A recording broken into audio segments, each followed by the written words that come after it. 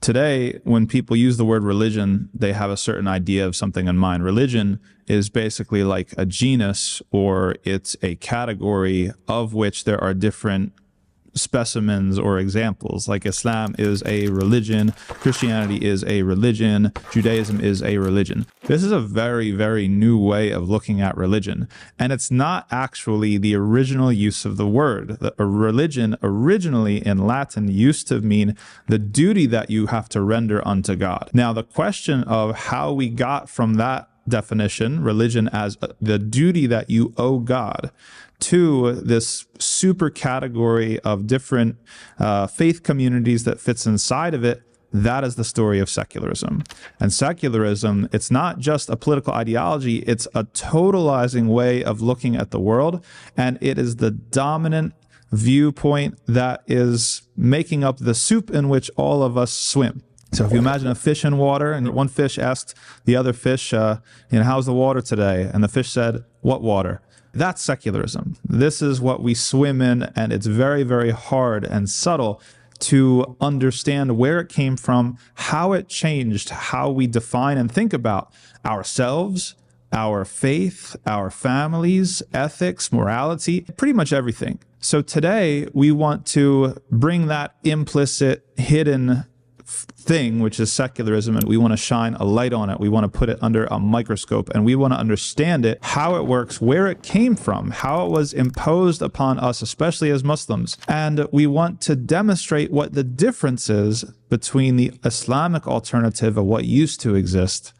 and the secular society in which we live today. Now, the biggest lie you've ever been told is that people were religious in the past and they couldn't get along and they fought each other, and then secularism came and saved the day, and now nobody fights anymore because they have secularism. This is just a complete lie. First of all, it's a historical lie on multiple counts.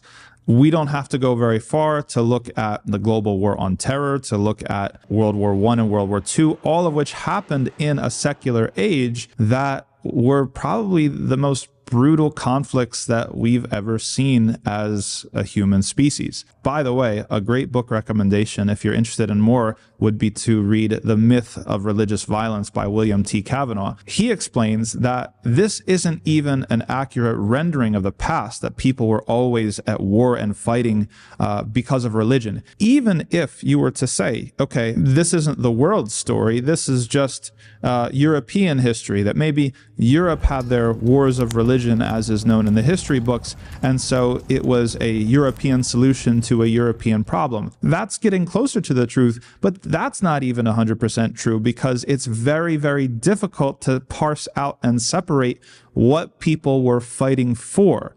Were they just fighting Catholics versus Protestants in European history? Not really. And William Cavanaugh does a great job in his book of going into the weeds and showing that even supposedly the religious wars after the Reformation were really more complicated than that. You had opportunists on all sides. You have examples of Catholics fighting Catholics and Protestants fighting Protestants. You have examples of Catholics and Protestants making alliances against people of their own supposed religion. So the idea of a violent religious past and a peaceful secular present is a myth, and it's one of the biggest myths that dominates how we think about the world today. Now, that's important because secularism was supposed to be the solution to that problem. And so if there was no problem in the first place, if the world wasn't any more violent and perhaps even was less violent than it is today, and even if we were to agree for a second, hypothetically, that the world was more violent, that it turns out that people weren't actually fighting just about religion, they were fighting about stuff that they continue to fight about today, then secularism needs to account for itself. Where does it come from? Why does it exist? And how did it change our society in the way that we look at everything? And what have we lost? Now, the second biggest myth is that secularism is merely a separation of church and state, or a separation of religion from society. And this is a very, let's say, ideological self-understanding that secularism and secularists would like you to believe. That secularism came, imagine there was religion A and religion B fighting over here, secularism came in and separated them and say, no, no, no, you guys, you have to get along now. That's not true.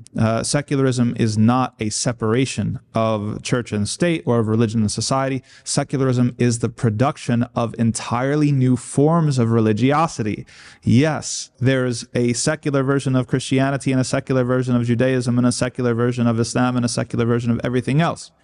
Well, why? In short, the difference is that secularism produced forms of religion and religiosity that were easy to manage and govern and dominate by the nation state. The government wants to control. That's what modern governments do. They control, and they try to control as much as possible. And when you have people that their main allegiance is not to a government, but actually to God, not to the nation, your supposed ethno-nation usually, but actually to a community of believers, the government kind of sees this as a threat.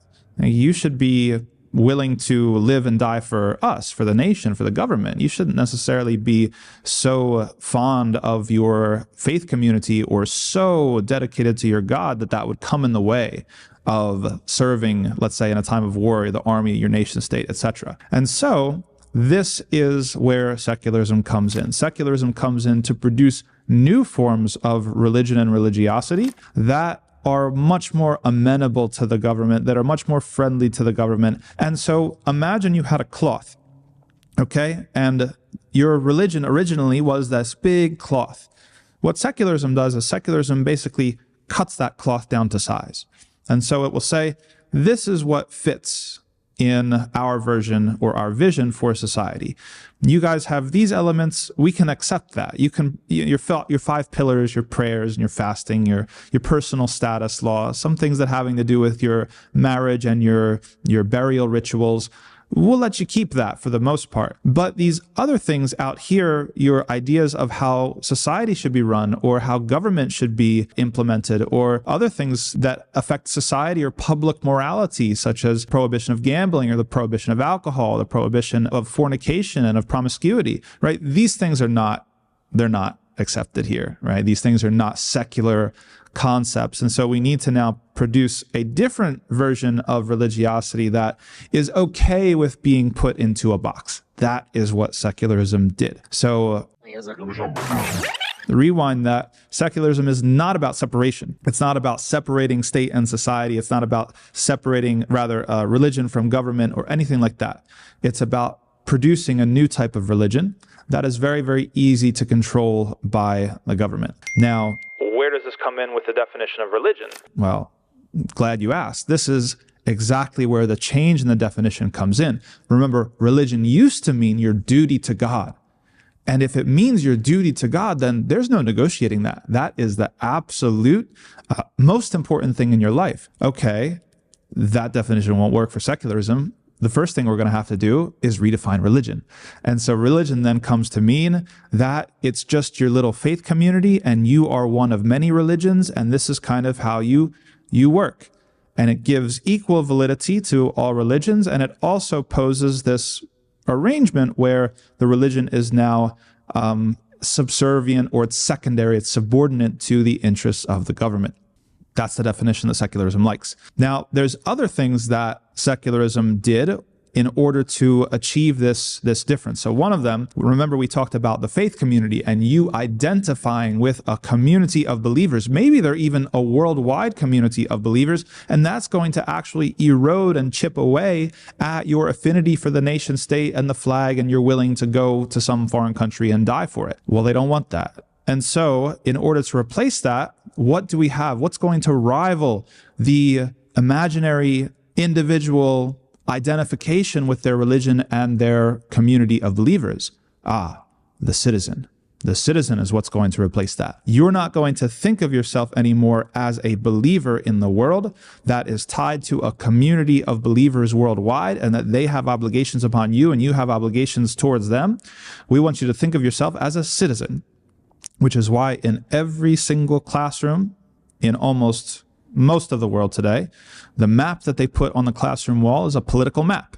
that your mental imaginary for the shape of the world, it's not the mountains and the rivers and the seas and the valleys and the fields of wheat and whatever you have. It's the political borders. This is your territory. This is where you live. This is your nation. This is your people. The flag is everywhere. And if you're in the United States, you pledge allegiance to the flag every morning, etc., etc. All of this trying to replace your primary identification, trying to displace that religious identity that you have and that religious affinity and identification that you have and replace it with the citizen. Now, this is not to say, we have to be very clear here, this is not to say that there's no way in which support for one's nation or affinity for one's nation can combine with your religious identity. That's not what we're saying. In fact, this happens all the time. But what we are saying is that secularism is not neutral in this process. They love that you would minimize your religious identity and affinity and affiliation and make the primary thing that you identify with and are willing to sacrifice for and certainly willing to obey the nation state and its government. So there's a historical process to this if you doubt anything that we're saying here, and you can very, very easily tell that this process is true by looking at European colonialism, especially on the Muslim world. You go to places like Egypt, Algeria, if you go to Indonesia, the occupying powers, the foreign colonial powers that came, they weren't simply just there to extract resources. A lot of people don't understand that colonialism happened in stages. The first early stage of colonialism was very, I don't want to say normal, but it's very rudimentary. Resource extraction, killing people, brutality, all horrible things, but very typical things in the broad arc of history. But as colonialism got more sophisticated and secularism started to take place and the ethno-religious state, the secular state, started to become the main form of political organization, the idea of what colonialism was doing completely changed. That's where you get into the 19th century, the 1800s, and you've got the idea of the civilization mission or the white man's burden. And now we have to civilize the barbarians and we have to change their laws and we have to change the way that society is organized. And this is where things get really interesting because they didn't stop there. It would have been even enough to prove our point that they went and they changed all the laws, which they did. In the Muslim world, for example, they replaced all of the Sharia courts or the Islamic courts with courts that are based off of the European legal codes or the penal codes of France or of England or different colonial powers. But they didn't just stop there. They also produced knowledge in and of and about the religions of the natives, of the people that were on the ground. So they were trying to affect what type of Islam was practiced. They were trying to affect the natives' understanding of their own religion. If you want an example, let's go to Algeria. When the French went to Algeria, they attempted to produce scholarship. First of all, they tried to change the Quran, but that's for another video. They also produced scholarship, meaning French Orientalists and whoever they could recruit from the elite of Algeria in order to produce information on Islam that was supporting colonial rule. And one of the most famous ways in which they did this was in the economic realm. In Islam, we have a very important institution that is called the waqf. A waqf is an endowment. And how a waqf works is if you own an asset like a piece of land, you can dedicate that asset forever, eternally, to a charitable cause. So if I had a farm, for example, and I say, you know what, I'm going to make this farm into a waqf, into a charitable endowment. No one's going to be able to buy it, sell it, mess with it, whatever. And whatever proceeds it generates, whatever money or income it generates, I'm going to dedicate it to orphans. That was such a prevalent economic technology in the Muslim world that when the European colonists came to the Muslim world, around 50% of all Muslim lands were reserved for these types of endowments. All the things that you imagine the government providing today, like water and sewage and hospitals and mental asylums and orphanages and roads, the government didn't do that in the Muslim world until the nation state came along. This was taken care of by charitable endowments, people dedicating land or other assets to produce income, and the income would go into these initiatives. When the colonizers came, you can imagine they didn't want that. That was standing in the way of stealing and getting what they wanted. And so they realized that possibility one, they could just come and take it. But there would probably be a big backlash. I know what let's do. Better than just take it by brute force, which they also did sometimes, let's convince the natives that the waqf is actually not okay in Islam. And so that's what the French Orientalists did. They had a whole propaganda campaign in which they tried to explain to the Algerians how the waqf was a bid'ah, that it was an innovation, and all innovations are in the hellfire, and this thing is not from Islam. And you know what? It kind of worked. So this is just an example. There's dozens of examples, whether you go to the Dutch activity in Indonesia, if you go to the British in, the subcontinent, in India and Pakistan, this was the playbook. This is what they did. And so why this is important is that it shows that it's not just simply, colonialism was not just simply about taking resources, stealing land, killing natives, though it was about that. It mutated, I don't even want to say evolved, it mutated into something even worse, which was trying to change you from the inside, which is trying to mentally colonize you, which is trying to make you practice a type of Islam that is not really fully Islam. That is Islam light, or secularized Islam, Islam cute, Islam that is amenable to the powered vested interests. And that's what we don't like. So if that is how secularism reconfigured the world, and by the way, they didn't just reconfigure the world for Muslims, though as Muslims we care about that primarily, but also for all other people of the colonized world, it reconfigured how people identify, think about themselves, think about their religion, think about family, think about law, think about ethics, everything.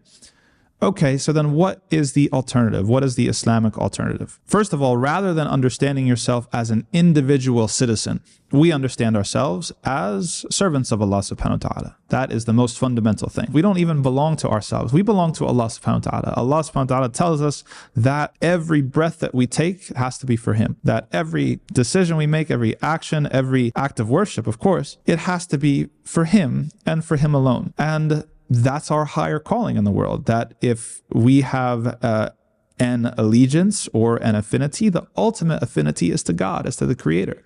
Because who's going to be there on the day of judgment after we die, holding us accountable for what we did, or potentially punishing us, or potentially rewarding us? It's not going to be your government. It's not. Your government rules in this life, in this world. It's going to be the Creator. And so our ultimate understanding of ourselves has to be tied back to the Creator. The second thing is that the idea and the redefinition of justice. So one thing that secularism did, it redefined law in a way that separated ethics from law. We have in the United States now sports betting. It's everywhere. Before that, it was the legalization of marijuana. The government does not, in a structural way, care about you being a moral person. They don't care about you getting into heaven or not. There's a difference, a very, very big difference between what is legally allowed and then what is considered ethical. So in Islamic society, especially before colonialism and before secularism, those two things were put together. Law and ethics were considered an integrated whole. And there's no better example of this than to open up any random classical fiqh book,